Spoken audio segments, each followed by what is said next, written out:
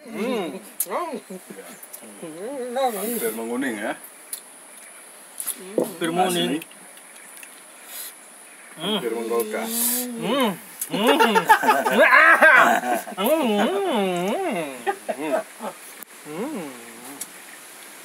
Gantung gitu-gitu lah. Sedapnya. Kok pada gitu? Terasa durennya.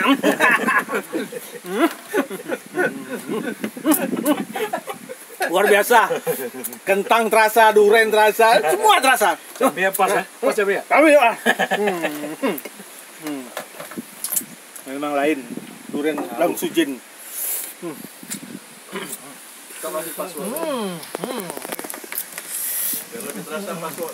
Kami lagi belah duren ya. Sorry lah.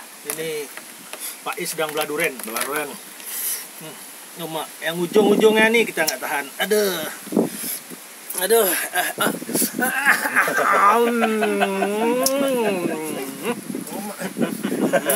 Berarti cek.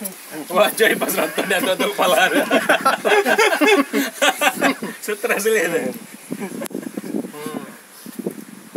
Aduh.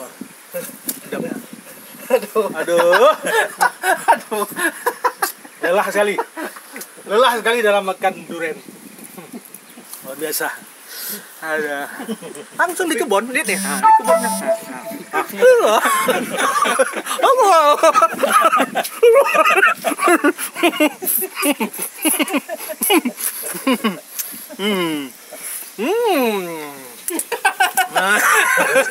Sedapnya.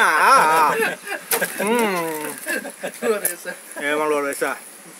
Bang Adeli punya durian luar biasa. Luar biasa. Itu dilihat sama studio TV kan. Dipakai untuk dia. Ganti menu bulu. Kita mau itu kita aja dah. Nah. Ini yang paling pengen gimana? Yang mana? Kita belum enggak. Terasa hangatnya. Mulutku bercelemok kali ini ya. Oh yang mie ini ya. Nah, mie. Boleh gitu. Coba deh.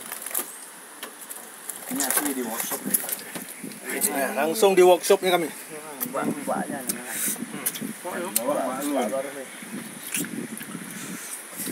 Naruh ngomong ni. Anak tu kenapa? Cocok dah belah dia betul abang kan. Busuk kok. Pak Krung ah. Padu lah warna ni. Malam ni kain berapa ni? Malah. Sok. Lanjut je. Lanjut. Bekas kita colek-colek duriannya. Kuningnya apa kan kuningnya wadi?